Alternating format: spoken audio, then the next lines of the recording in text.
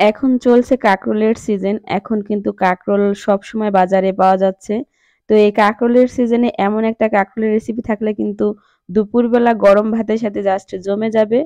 তো আজকে আমি কাঁকরোলের দারুণ একটা রেসিপি নিয়ে আসছি। আসসালামু আলাইকুম ওয়া রাহমাতুল্লাহি ওয়া বারাকাতুহু।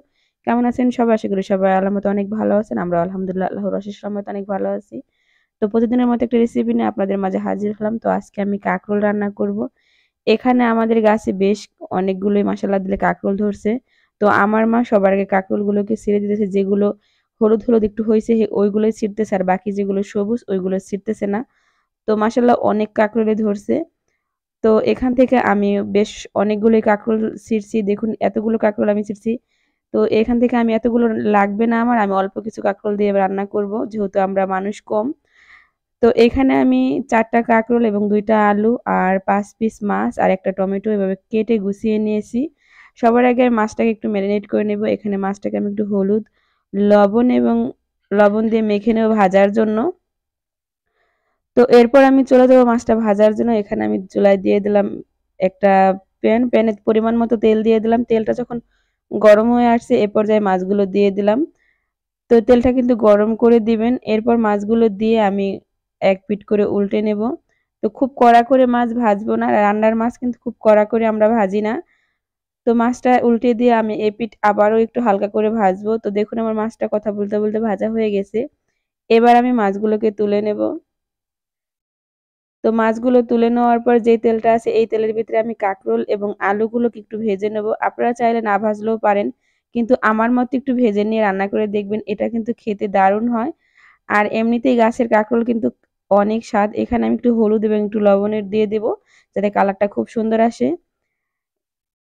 একদম ফরমালিন মুক্ত, ভেজাল মুক্ত কাঁকরোল। এরকম আপনারাও যদি আপনাদের বাড়ির পাশে আঙিনায় জায়গা থাকে এভাবে লাগিয়ে খেয়ে দেখবেন। আর কাঁকরোল গাছ কিন্তু একটা বিষয় খুবই ভালো। এটা একবার লাগাইলে কিন্তু আপনার আর লাগাতে হবে না। এটার যে মোথা থাকে এই গোড়া থেকে প্রত্যেক বছরই গাছ হয়।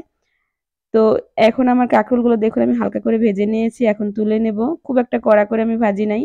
যেই তেল ছিল এই তেলের ভিতরে আমি দিয়ে দিলাম বেশ কিছুটা পেঁয়াজ কুচি। তো যেহেতু আমি তেল দিয়ে সবকিছু ভেজে নিয়েছি, খুব একটা তেল এখন আমি দিব না, কারণ বেশি একটা তেল খাওয়া শরীরের জন্য খুবই ক্ষতি। তাও আমি আরেকটু তেল এখানে দিয়ে দিলাম পেঁয়াজটা ভাজার জন্য। এবার আমি আদা এবং রসুন বাটা দিয়ে দিলাম। এগুলো দিয়ে একটু নেড়েচেড়ে নেব। এরপর এখানে আমি দিয়ে দেব একটু পানি। তো পানি দেওয়ার আগে আমি লবণটা দিয়ে দিলাম। লবণটা দিয়ে আরেকটু নেড়েচেড়ে নেব। তো পানিটা দিয়ে দেব যাতে আমার পরবর্তী মসলাগুলো যাতে পুড়ে না যায়, সেজন্য একটু পানি দিয়ে দিলাম। এরপর একটু নেড়েচেড়ে মিশিয়ে নিলাম। এক, এক করে এখন গুঁড়া মসলা দিয়ে দেব। এখানে আমি সবার আগে দিয়ে দেব হলুদের গুঁড়া। আমি এখানে যেহেতু আমি কাঁকরোল ভাজায় হলুদ ব্যবহার করছি, সেজন্য 1/2 চামচ হলুদের গুঁড়া দিয়ে দিলাম। আর এখানে ১ চামচ পরিমাণ লাল মরিচের গুঁড়া দিয়ে দিলাম। তো ঝালটা অবশ্যই আপনাদের পছন্দ মতো দিবেন। তো নেড়েচেড়ে নিয়ে এবার আমি বাকি মসলা দিব। এখানে দিয়ে দিলাম ভাজা জিরার গুঁড়া 1/2 চামচ, সামান্য পরিমাণ একটু গোলমরিচের গুঁড়া 1/2 চামচ, জিরার গুঁড়া 1/2 চামচ, ধনিয়ার গুঁড়া, এগুলো দিয়ে তারপর আমি একটু নেড়েচেড়ে মিশিয়ে নেব। এরপর আমি আরো কিছুটা পানি এখানে দিয়ে দিলাম। আর এ পর্যায়ে আমি এখানে দিয়ে দেব একটা সেই টমেটোটা। টমেটোটা দিয়ে ঢাকনা দিয়ে ঢেকে দেব মসলাটা কষানোর জন্য। তো দেখুন ফিরে আসছি মসলা কষানো হওয়ার পর, একদম মসলা সুন্দরভাবে কষানো হয়ে গেছে, তেল ছেড়ে দিয়েছে। তো একটু নেড়েচেড়ে মিশিয়ে নিয়ে এ পর্যায়ে আমি সেই ভাজা কাঁকরোল এবং আলুগুলো এখানে দিয়ে দেব। এগুলো যেহেতু আমি একটু ভেজে নিয়েছি, এগুলো প্রায় হাফ সেদ্ধ হয়ে গেছে। এখন আমি খুব সুন্দর করে একটু নেড়েচেড়ে এই মসলার সাথে এটাকে কষিয়ে নেব। এখন আমি ১ মিনিটের জন্য একটু ঢাকনা দিয়ে মসলার সাথে এই কাঁকরোলটাকে একটু কষিয়ে নেব। খুব বেশি একটা কষাতে হবে না, যেহেতু আমার কাঁকরোল আগে থেকে ভেজে নিয়েছি। কাঁকরোলের গায়ে খুব একটা পানি নাই। তো এখন আমি দেখুন মসলা কষানো হয়ে গেছে, একটু নেড়েচেড়ে নিলাম। এরপর আমি এখানে দিয়ে দেব ঝোলের পানিটা। তো এ পর্যায়ে কিন্তু অবশ্যই গরম পানি ব্যবহার করবেন, যেহেতু সবজি সেদ্ধ হয়ে গেছে। তো আমি যেহেতু আমার কাঁকরোল আলু দুটোই সেদ্ধ হয়ে গেছে, খুব একটা পানি এখানে দিব না। অল্প পরিমাণ পানি দিয়ে দিলাম আমার পছন্দ মতো। আপনারা আপনার পছন্দ মতো দিবেন। এরপর আমি ঢাকনা দিয়ে প্রায় ঝোলটা যখন ফুটে আসবে সে পর্যন্ত অপেক্ষা করব। তো দেখুন আমার ঝোলটা ফুটে উঠছে। এখন একটু নেড়েচেড়ে আমি সেই ভাজা মাছগুলো এখানে দিয়ে দেব। মাছগুলো দিয়ে একটু নেড়েচেড়ে নেব। একটু উল্টে পাল্টে দেবো, যেহেতু একদমই ঝোল কম সেজন্য একটু উল্টে পাল্টে দেবো যাতে ভিতরে চলে যায়। তো এরপর আমি এখানে দিয়ে দেবো ৪ থেকে ৫ টা কাঁচামরিচ। এই পর্যায়ে কিন্তু কাঁচামরিচটা দিলে কিন্তু খুবই ভালো হয়। এরপর ঢাকনা দিয়ে আমি আরো ৩-৪ মিনিট এটাকে রান্না করব। তো চুলার জালটাকে আমি একদম একটু কমিয়ে দেব, কারণ একদমই ঝোল নাই। তো দেখুন আমার প্রায় ৪-৫ মিনিট পর চলে আসলাম, একটু ঝাঁকিয়ে নেব।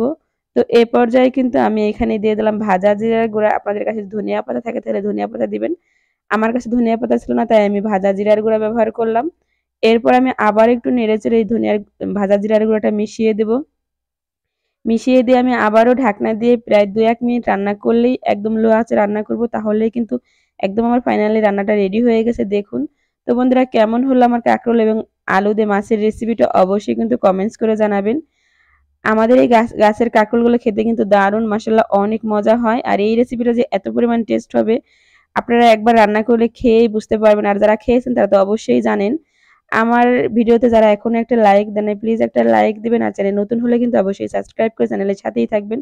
তো সবাই ভালো থাকবেন, সুস্থ থাকবেন। কথা হবে অন্য কোনো রেসিপিতে। আসসালামু আলাইকুম ওয়া রাহমাতুল্লাহি ওয়া বারাকাতুহু। আল্লাহ হাফেজ বন্ধুরা।